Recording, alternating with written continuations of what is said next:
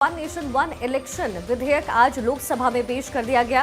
केंद्रीय कानून मंत्री अर्जुन राम मेघवाल ने इसे सदन में पेश किया है। ये संविधान का 129वां विधेयक था। बीजेपी अपने सांसदों को व्हिप जारी कर संसद में मौजूद रहने को पहले ही सूचित कर चुकी थी।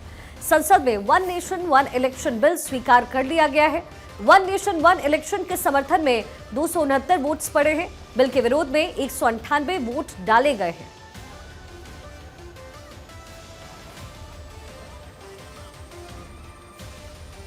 उत्तर प्रदेश विधानसभा में शीतकालीन सत्र के दूसरे दिन वित्त मंत्री सुरेश खन्ना ने अनुपूरक बजट पेश किया। दूसरा अनुपूरक बजट का आकार 17,865 करोड़ है। इसमें करीब 790 करोड़ नए प्रस्ताव भी से जुड़े हुए शामिल हैं। यह योगी सरकार के दूसरे कार्यकाल का दूसरा अनुपूरक बजट है। इस साल का योगी सरकार के वित्त मंत्री सुरेश खन्ना ने कहा कि योगी सरकार ने हर स्तर पर वित्तीय अनुशासन मेंटेन किया है। जहां जैसी जरूरत होती है उसके अनुसार खर्च होता है। उप मुख्यमंत्री केशव प्रसाद मौर्य ने कहा कि विपक्ष का काम विरोध करना है, सरकार का काम विकास करना है। विकास का काम विरोध की वजह से रुकेगा नहीं, विकास की गति और बढ़ेगी। ब्रजेश पाठक ने कहा कि अनुपूरक बजट के माध्यम से हम सदन में लगातार चर्चा करें। बजट प्रदेश के आधारभूत संरचना को मजबूती देगा। ऐसा है, हमारा राजस्व सरप्लस स्टेट है और योगी सरकार में फाइनेंशियल डिसिप्लिन मेंटेन किया गया हर स्थिति पर, हर स्तर पर। ये आवश्यकता के अनुसार लाया जाता है। जैसी जहां जरूरत होती है उसके हिसाब से खर्चा होता है। विकास का एजेंडा हमारे सामने है। बड़े पैमाने पर उत्तर प्रदेश में विकास का पहिया घूम रहा है, तो अनुपूरक बजट तो आएगा ही।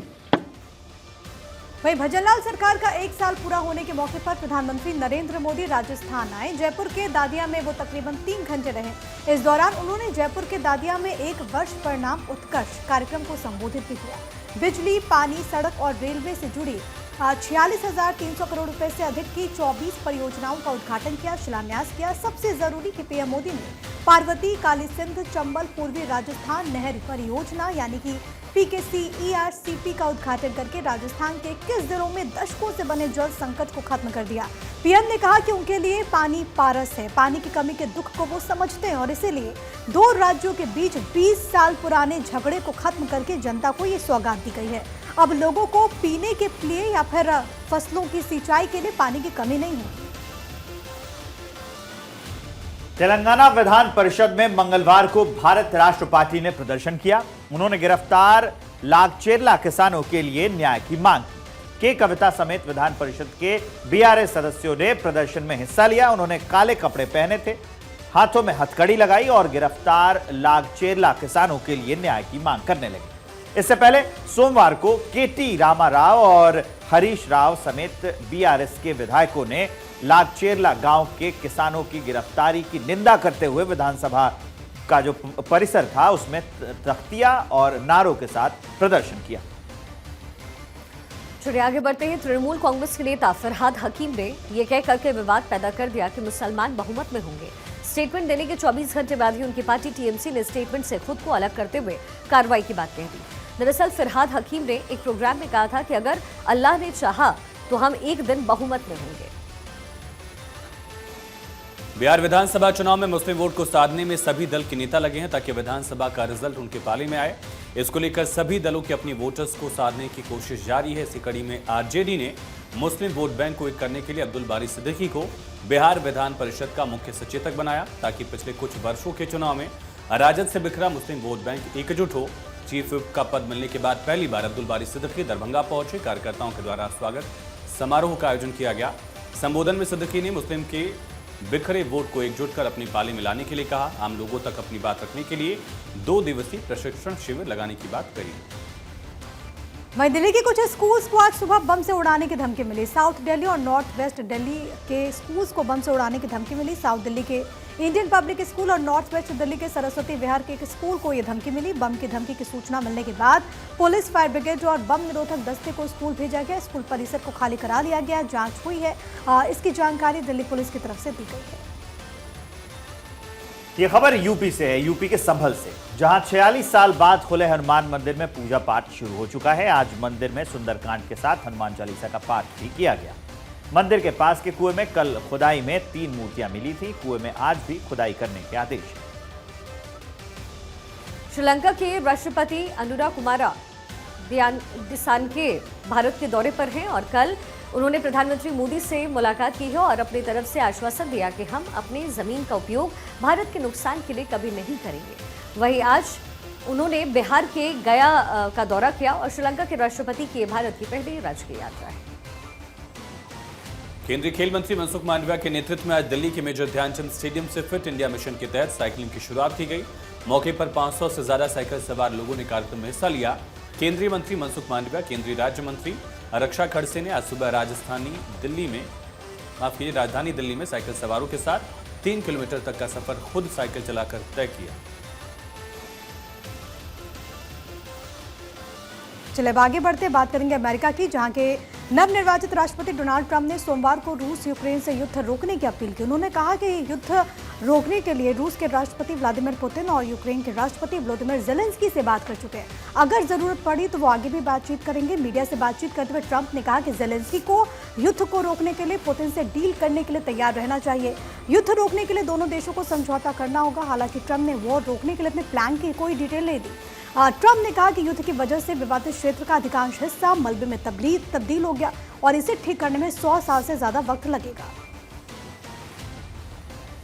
रूस के परमाणु प्रोग्राम के अध्यक्ष इगोर किरिलोव की एक धमाके की खबर आई जिससे उनकी मौत हो गई। उस धमाके में बता दें कि किरिलोव रूसी राष्ट्रपति व्लादिमीर पुतिन के बेहद करीबी माने जाते हैं। जानकारी के मुताबिक यह धमाका राष्ट्रपति भवन से महज 7 किलोमीटर की दूरी पर हुआ था। इस बात की पुष्टि यूक्रेन सिक्योरिटी सर्विस ने की। लेफ्टिनेंट इगोर किरिलीव एक आवासीय ब्लॉक से बाहर निकल रहे थे, तभी स्कूटर में छिपाए गए एक बम में विस्फोट हो गया। रूसी मीडिया ने इस बारे में कहा कि बम को दूर से ऑपरेट किया गया था और करीब 300 ग्राम TNT विस्फोटक जो था उसका इस्तेमाल इसमें किया गया था। इस घटना में किरिलीव के सहायक की भी मौत होने की खबर है। हादसे की जानकारी मिलते ही रूसी जो पुलिस थी वो मौके पर पहुंची और जांच में जुट गई। राजधानी दिल्ली समेत देश के कई राज्यों में तापमान में गिरावट देखने को मिली है। तापमान में लगातार दर्ज की जा रही गिरावट के कारण ठिठुरन भी बढ़ गई है और इसके साथ ही दिल्ली NCR में सुबह हल्का कोहरा भी छाया रहा। दिल्ली में सुबह के वक्त न्यूनतम तापमान 4 डिग्री सेल्सियस के आसपास रहा। दिल्ली NCR में तो AQI लेवल भी तेजी से बढ़ता हुआ एक बार फिर से नजर आ रहा है। अगली खबर दिल्ली के बवाना से, जहां की एक फैक्ट्री में भीषण आग लगने की सूचना मिली। आग की सूचना दमकल विभाग को दी गई। 1-2 नहीं बल्कि 15 दमकल की गाड़ियां मौके पर पहुंची। भारी मशक्कत के बाद हालांकि आग पर काबू पा लिया गया। तस्वीरें जहां पर धुएं का गुबार उठता हुआ नजर आया, आग की लपटें नजर आ रही हैं। इसके अलावा वहां पर जब सूचना मिली तो फायर ब्रिगेड की टीम पहुंचती और आग पर काबू पा लिया गया।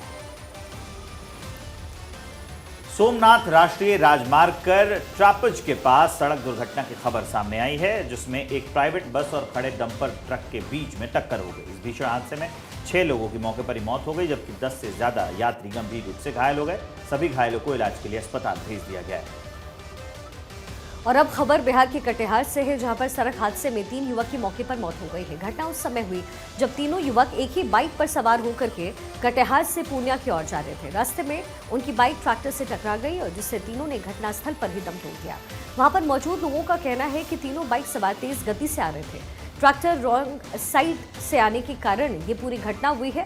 घटना की सूचना मिलते ही रोतारा थाना प्रभारी सोनू कुमार अपनी टीम के साथ मौके पर पहुंचे। तीनों शवों को कब्जे में लेकर के पोस्टमार्टम के लिए सदर अस्पताल कटिहार भेजा गया। पुलिस ने मृतकों की पहचान के लिए तुरंत कार्रवाई शुरू कर दी है। घटनास्थल से एक मोबाइल फोन भी बरामद हुआ। इसकी मदद से परिजनों को सूचित किया गया है। तीनों युवकों के परिजनों को जब हादसे की सूचना मिली तो परिवार में कोहरा मच गया। खबर आगरा से, जहां यमुना एक्सप्रेसवे पर बड़ा हादसा हुआ। 2 कार और एक कैंटर की टक्कर से 4 लोगों की मौत हो गई। घटना में एक शख्स गंभीर रूप से घायल है, जिसका इलाज जारी है। खंदौली थाना क्षेत्र का एक पूरा मामला बताया गया है। वहीं दिल्ली के आदर्श नगर में हादसे का एक ऐसा CCTV वीडियो सामने आया जिसे देख करके आप भी दंग रह जाएंगे। दरअसल एक दुकान के पास 4-5 लोग खड़े होकर बात कर रहे थे। इसी दौरान सामने से एक तेज रफ्तार सैंट्रो कार आई और पास में लगी बाइक्स को टक्कर मारने के बाद वहां पर जो 4 से 5 लोग मौजूद थे उनको भी टक्कर मार दी। एक मासूम भी कार की जद में आ गया। भारी मशक्कत करने के बाद कार के नीचे से उस मासूम को निकाला गया। बिहार के आरा में एक 9 साल की मासूम बच्ची के साथ दुष्कर्म का मामला सामने आया है। उसके मुंह बोले चाचा ने उसे हवस का शिकार बनाया। मामले को दबाने के लिए दुष्कर्म के बाद बच्ची की बेरहमी से हत्या भी कर दी। बच्ची के जो पिता हैं वो मजदूरी का काम करते हैं। घटना के बाद परिवार का रो रो कर बुरा हाल है। एसपी मिस्टर राज ने बताया कि बच्ची से दुष्कर्म और हत्या का मामला वहां सामने आया है। आरोपी को गिरफ्तार कर लिया गया है। उसके साथ आक्रोश में पीड़ित परिजनों के द्वारा मारपीट भी की गई है। पुलिस हिरासत में आरोपी उसका इलाज जो है वो चल रहा है सदर अस्पताल में। घटनास्थल की फॉरेंसिक जांच कराई गई है। कई महत्वपूर्ण साक्ष्य भी पुलिस को बरामद हुए हैं। बच्ची 12 वर्षीय बच्ची है, इसके दुष्कर्म के बाद हत्या की गई है। इस संबंध में लोगों के सहयोग से अभियुक्त को पकड़ा गया है और अभी इलाजरत है। उसके बाद मारपीट की गई है थोड़ी बहुत। इसमें पुलिस के द्वारा जो है उसको तत्काल उससे बचाया गया और हॉस्पिटल में एडमिट कराया गया है और कई सारे हमें एविडेंस भी प्राप्त हुए हैं। इसको विधिवत जांच कराया जाएगा और हमारा प्रयास रहेगा कि जल्द से जल्द इसका अनुसंधान पूर्ण करके इसी महीने हम लोग चार्जशीट करते हुए, ताकि इसका हम लोग स्पीडी ट्रायल में कराते हुए इस बच्ची को न्याय दिलाया जाए और अभियुक्त को सजा दिलाया जाए। उत्तर प्रदेश के मुजफ्फरनगर में एसएसपी अभिषेक सिंह के निर्देशन पर बाइक चेकिंग के दौरान पुलिस टीम और बाइक सवार 2 बदमाशों से मुठभेड़ हुई। इस मुठभेड़ में बाइक सवार एक शातिर बदमाश के पैर में गोली लगने से वो घायल हो गया है, जबकि दूसरा बदमाश घने जंगलों की आड़ लेकर के फरार हो गया। पुलिस ने बदमाश के कब्जे से एक चोरी की बाइक, एक तमंचा और 4 जिंदा कारतूस बरामद किया। घायल शातिर बदमाश संजय के खिलाफ मेरठ और मुजफ्फरनगर में लगभग 33 मुकदमे गैंगस्टर और चोरी के कई थानों में दर्ज हैं। पुलिस अधिकारियों की माने अगर तो पुलिस मुठभेड़ में घायल हुआ बदमाश संजय शातिर किस्म का एक चोर है, जो कि किसानों की ट्यूबवेल और बिजली के ट्रांसफार्मर को चोरी करता है। करीब इसके पास 3.5 दर्जन विद्युत चोरी की अन्य चोरी के मुकदमे कायम है और भी ये अंतर्राज्यीय एक तरह का गैंग है, उसका ही सरगना है। आज ये पकड़ा गया है। उसके पास से एक मोटरसाइकिल बिना नंबर की स्प्लेंडर प्रो और एक 315 का तमंचा और एक खोखा कारतूस, एक जिंदा कारतूस बरामद और भी इसके साथ जो है इससे पूछताछ कर विधिक आवश्यक कार्रवाई की जाएगी। पोर्नोग्राफी मामले में राज कुंद्रा की सफाई सामने आई। अपने ऊपर लगे आरोप को लेकर कहा कि मैं किसी भी पोर्नोग्राफी, किसी प्रोडक्शन का हिस्सा नहीं रहा हूं। पॉर्न से मेरा कोई लेना देना नहीं है। जब ये आरोप सामने आया तो ये बहुत दुखद था। जमानत इसलिए हुई क्योंकि इसके लिए कोई तथ्य सबूत नहीं थे। मैं जानता हूं कि मैंने कुछ भी गलत नहीं कहा, ये राज कुंद्रा ने कहा। आज तक जिंदगी में I have not been part of any pornography, any production, nothing to do with porn at all. तो ये जब allegations बाहर आए तो it was very hurtful because कुछ facts तो होने चाहिए साथ में, कुछ evidence तो होना चाहिए साथ में. The reason the bail happened is because there were no facts to this. There was no evidence. एक allegation के ऊपर arrest किया गया, एक allegation के ऊपर trial by media किया गया मेरे साथ. So it was a very painful time when I know कि मैंने कुछ गलत किया नहीं है, but मेरे वो 63 days, मेरी reputation, मेरे family पे allegations, मेरे पे allegations, वो कभी वापस नहीं मिलेगा ना। वो respect जो उस टाइम पे खोई हमने, that was very painful. खबर बदायूं से जामा मस्जिद और नीलकंठ महादेव मंदिर मामले में सुनवाई को लेकर हिंदू पक्ष कोर्ट पहुंचा। मुस्लिम पक्ष सुप्रीम कोर्ट के आदेश के बाद बहस में शामिल होने से इनकार कर चुका है। मुस्लिम पक्ष केस न चलने की कोर्ट से मांग कर रहा है। जामा मस्जिद की सुनवाई आज सिविल जज सीनियर डिवीजन के कोर्ट में होने वाली थी। सर्वोच्च न्यायालय ने ये आदेश किया है कि कोई मुकदमा अब जो निचली अदालत में न तो दर्ज नहीं होगा, ना कोई इंटरिम ऑर्डर जो है सर्वे का या कोई, और ना कोई फाइनल ऑर्डर पास कर सकते हैं। जब फाइनल ऑर्डर पास ही नहीं कर सकते तो सुनवाई का कोई सेंस ही नहीं है मेरे। तो हमने ये दरख्वास्त दी। अब माननीय न्यायालय जो है उसमें क्या आदेश पारित करता है, ये सुप्रीम कोर्ट के ऑर्डर को पेश करते हुए कहा है कि इसकी सुनवाई जो है वो नहीं होनी चाहिए अभी।